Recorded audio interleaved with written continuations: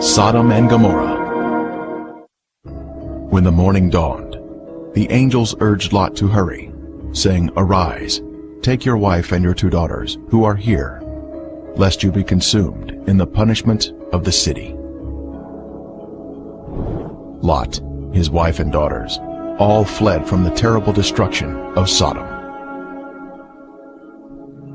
Likewise, as it was also in the days of Lot, they ate, they drank, they bought, they sold, they planted, they built.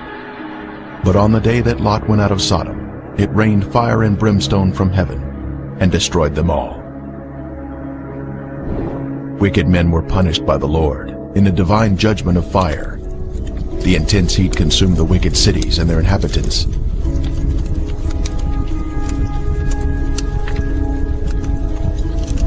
But Lot's wife looked back toward her beloved Sodom, violating the angel's command, and was thus turned into a pillar of salt. Turning the cities of Sodom and Gomorrah into ashes, condemned them to destruction, making them an example of those who afterward would live ungodly. This is a visible example that is mentioned here. The Bible tells us the cities were in the plain of Jordan, which is the area surrounding the Dead Sea, and it was once a beautiful, lush area. At 1,300 feet below sea level, this is the lowest place on earth, a very hot and desolate region that was cursed by God because of the sins of the people. Sodom had pride, fullness of food, and abundance of idleness. Neither did she strengthen the hand of the poor and needy. And they were haughty and committed abominations before me. Flavius Josephus, the first-century Jewish historian, tells us, "There are still the remainders of that divine fire, and the traces of the 5 cities are still to be seen." Popular thought has it that the cities were later covered by the waters of the Dead Sea, but if Josephus could see the cities in his day, then we should be able to view them also, as the water level has, if anything, receded since his time. And the border of the Canaanites was from Sidon, as you go toward Gerar, as far as Gaza, then as you go toward Sodom, Gomorrah, Admah, and Zeboim, as far as Lasha. The biblical description tells us the cities were spread out, forming a line along the Canaanite border, not grouped together in one area, as some may think. Driving along the coastal highway of the Dead Sea in Israel, one can soon see peculiar formations that are of a lighter color than the surrounding terrain.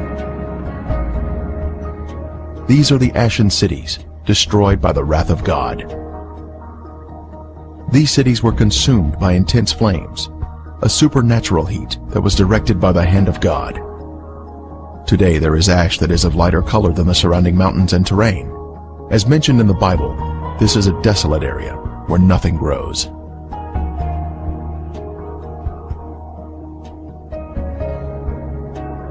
Inspecting the formations closely, one can see structures containing man-made elements, such as 90-degree angles. Even though the buildings were consumed by the fire, the remaining ash in these cities is comprised of a heavier material due to the inclusion of brimstone or sulfur, and still retains some of the original shapes of man-made structures. This stunning structure stands out as a singular formation with 4 sides, surrounded by a deep moat.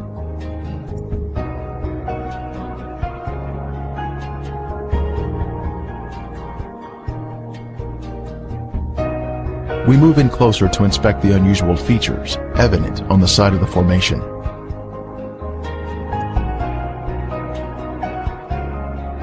On the side of the structure, this swirling pattern is different from any type of sedimentary rock or soil that would normally contain horizontal, even layers.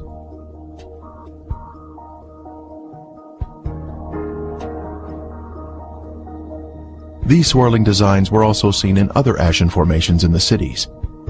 This is evidence of extreme heat, up to 6,000 degrees Fahrenheit, where thermal ionization occurs, when the electrons repel and attract, forming these unusual swirling designs.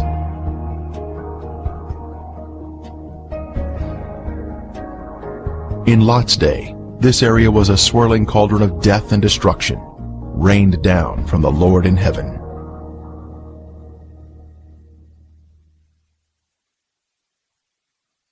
Strange anomalies can be seen here, such as these fragile layers of material which disintegrate when touched. The limestone buildings in the cities of Sodom and Gomorrah were totally transformed into ash by the consuming fire of the Lord.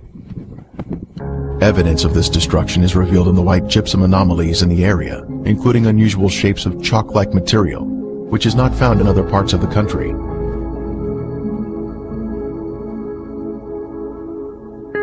Even layers of white and gray material can also be seen, comprising gypsum and ash. At the time of Elijah on Mount Carmel, the Lord sent down a superheated fire from heaven, consuming the stone altar and sacrifice, turning them into ashes. Then the fire of the Lord fell and consumed the burnt sacrifice, and the wood, and the stones, and the dust, and it licked up the water that was in the trench. We are also told, "For the Lord your God is a consuming fire, a jealous God." When God unleashes a consuming fire, it will turn stone into ashes. At the perimeter of this city, one can see this amazing Sphinx still standing today. It was a pagan symbol positioned at the edge of town and was thought to protect the inhabitants from harm. The Sphinx stands alone as a singular structure with a defined shape. This particular Sphinx has an obvious demarcation between its base and the soil below it, another sign of a man-made structure placed on top of the soil. Later, we will see another Sphinx.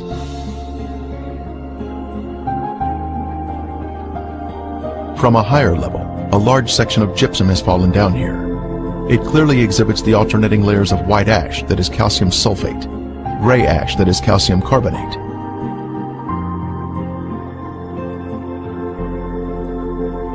One can also find loose or powdery ash that is quite thick and has been deposited next to the formations.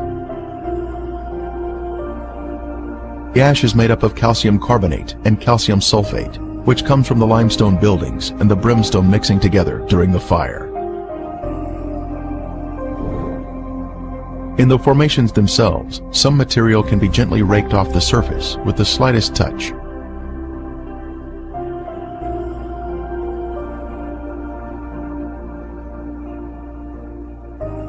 Looking down the city streets, one can notice man-made shapes which are not found in nature.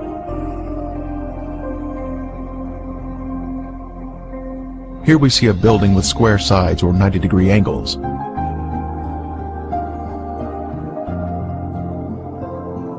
From the opposite side, we can see the same symmetrical structure and man-made angles.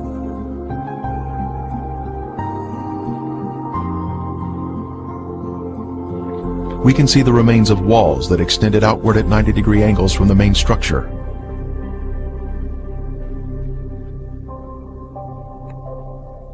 Once again, further evidence of man-made construction. Here we can see square windows that are visible in the walls of the structures, which give us a view of the past. Scanning the city for signs of prior habitation, we can see in the foreground a tower of cylindrical design, positioned at the edge of the city. The remains have suffered greatly during 3,500 years of wind and rain erosion. Even still, there is the appearance here of streets and man-made structures.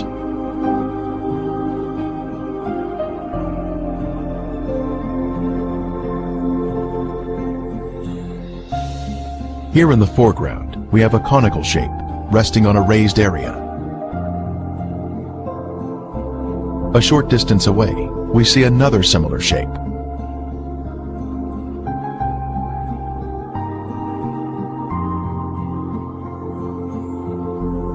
As we pan across the city, we can see in the distance an arched doorway that exhibits a symmetrical shape even to this day. The whole land is brimstone, salt and burning. It is not sown, nor does it bear, nor does any grass grow there, like the overthrow of Sodom and Gomorrah, Admah and Zeboim, which the Lord overthrew in his anger and his wrath. More anomalies are found in the cities. In this case, we have a large hardened clump of material that we broke open, revealing layers of previously heated material, including gypsum crystals, created by the combination of limestone and sulfur. From the intense heat, various objects were melted in the cities. Here we have some material that was boiling on top, while the remainder of the substance pooled at the bottom, creating a solid base. A very unusual find here, but just another strange anomaly not found in other areas of the country.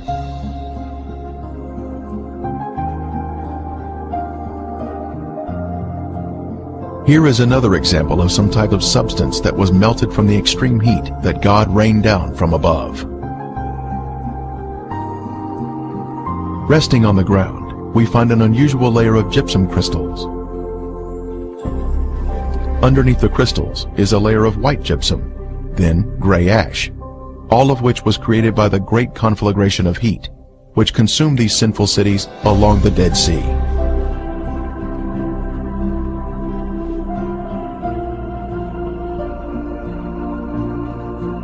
Once again, we find more gypsum, this time in a circular formation of crystals, all radiating outward.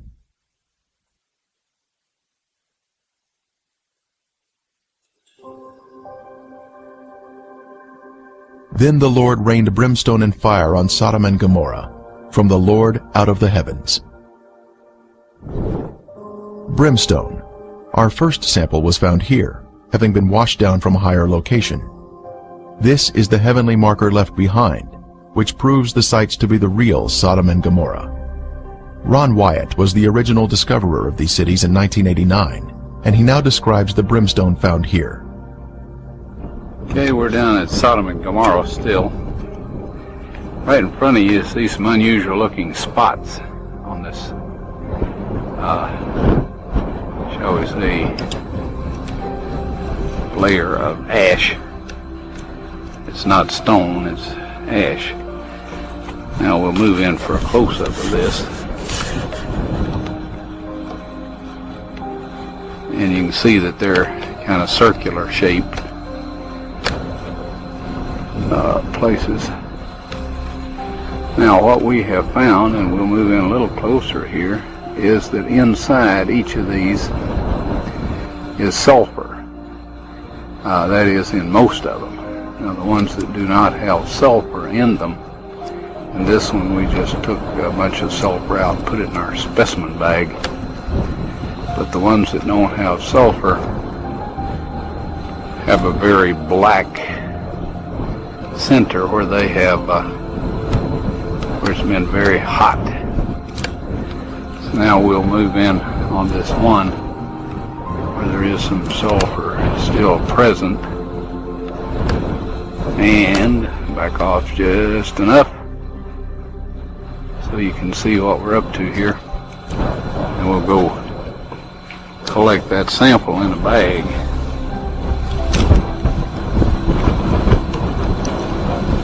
Before I started using this knife, it was very, very sharp.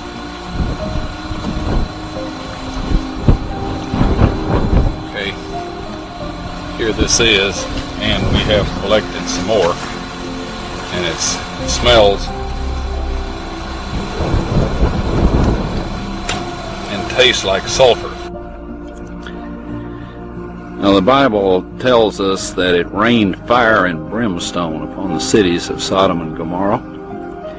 Now what you see in front of you here is the results of large and small, well, varying sized chunks of sulfur, burning sulfur that have hit.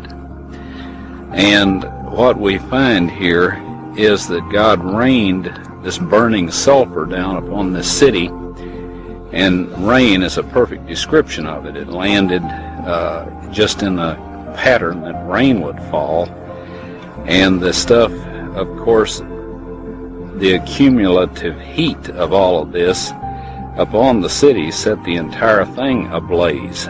The flashpoint of every material there, metal, stone, of course, the people and everything burned, and this sulfur continued to burn, and it vitrified the material around it.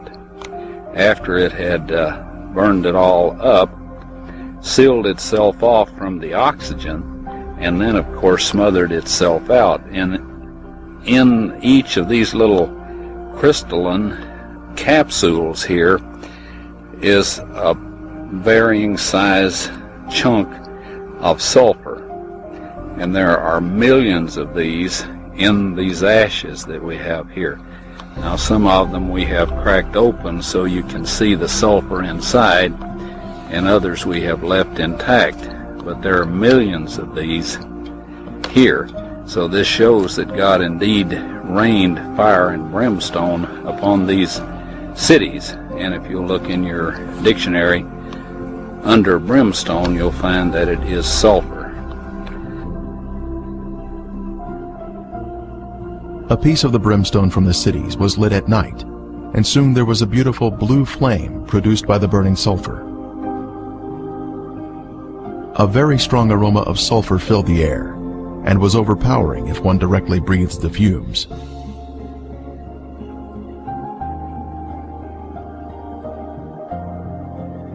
Exploring the cities further, more brimstone was found of various shapes and sizes.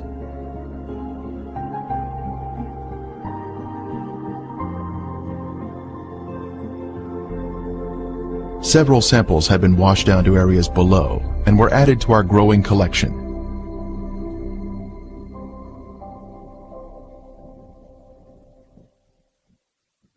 This brimstone is made of monoclinic, white sulfur that has been burned or cooked at a high temperature. It is quite different from natural sulfur that is formed in geothermal areas. Samples were taken to a lab for analysis.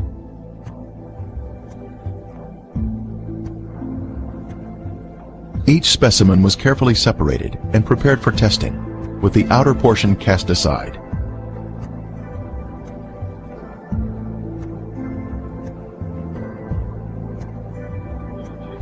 Next, the samples were dried and placed in a rock crusher. Then they were pressed onto a disc. Then they were loaded into a machine for the semi-quantitative X-ray analysis.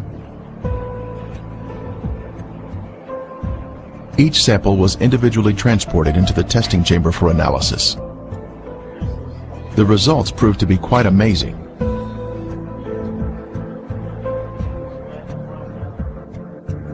As the samples were found to be 98% pure sulfur, unlike any other sulfur found on Earth. This pure, cooked sulfur is the heavenly marker that was left behind to show the world that the Lord, without a doubt, destroyed these sinful cities at His command. Critics have said that the sulfur is from volcanic activity, but that type of rhombic sulfur is only 40% sulfur and is of a crystalline form, unlike the white, compacted monoclinic form that is found in the ashen cities today. Here is a round piece of brimstone embedded in a section of ash.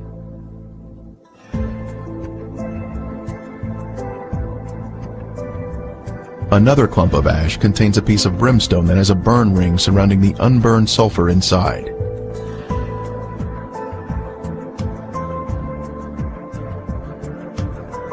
This mound of material has a lid that easily comes off, revealing the round nugget of brimstone inside.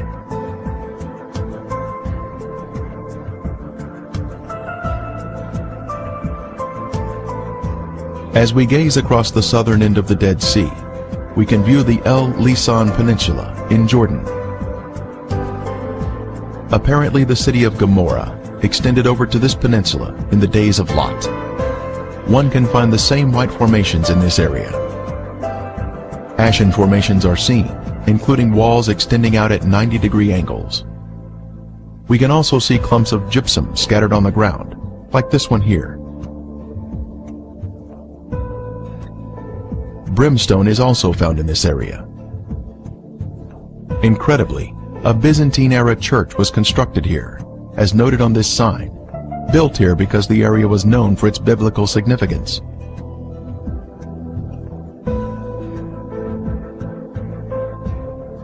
Back over at Gomorrah proper, we can see white, ashen worship structures built atop an acropolis or high place.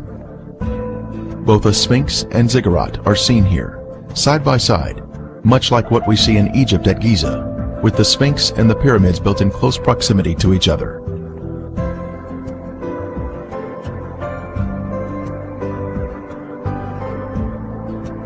While inspecting Gomorrah, other visitors arrived to view the unusual formations. The sphinx is made of a white material, whiter than the ash surrounding it. Perhaps it was built of more expensive components and dedicated to their pagan gods. The sphinx represented a god of protection, but even it was consumed in the flames. It is approximately 30 feet long and is quite impressive, both in its shape and size. Resting near it is the ziggurat, symmetrical in shape and also comprised of a special white material. Here we can see a ziggurat standing next to a symmetrical tower. Next, we can see an arched door between two pillars, and once again, another arched door. As we scan across the city, our eye notices a raised white formation in the distance.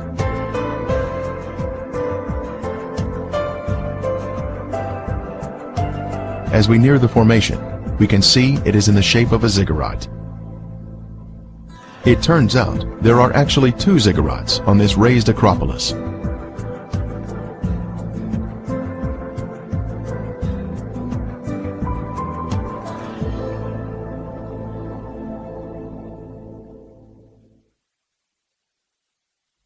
As we stood next to one of the ziggurats, our team found perfect specimens of melted brimstone, where the liquid from the burning sulfur had cooled down, forming a hard, crystalline shell around the unburned sulfur that was hidden inside.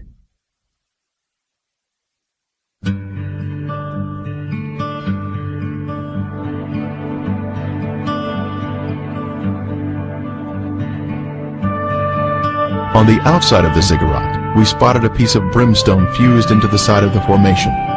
Using a knife, it was opened, revealing the pure brimstone inside.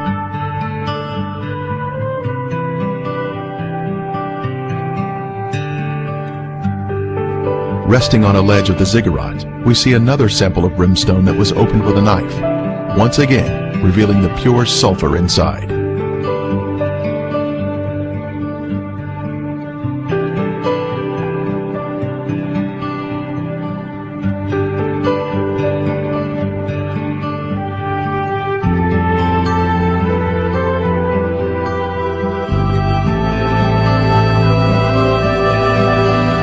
The most impressive evidence was this cremated bone fragment that was left behind from some lost soul of Gomorrah. The bone marrow inside was cooked until it had turned white. This is a moving testimony of God's power to destroy those who reject the Holy Spirit. Are we in the will of God, allowing the Holy Spirit to guide us into obedience? Or are we part of the rebellious and lost? There is a future event mentioned in Revelation, but the cowardly, unbelieving, abominable, murderers, sexually immoral, sorcerers, idolaters, and all liars shall have their part in the lake which burns with fire and brimstone, which is the second death. The day is coming, burning like an oven, and all the proud, yes, all who do wickedly, will be stubble, and the day which is coming shall burn them up. The surface of the earth will be as a lake of fire, with all unrepentant sinners being consumed by fire and brimstone, just as Sodom and Gomorrah were destroyed. Friend, there is only one way to escape the punishing flames of the second death, and that is through Jesus Christ. Won't you ask Him to take over your life today?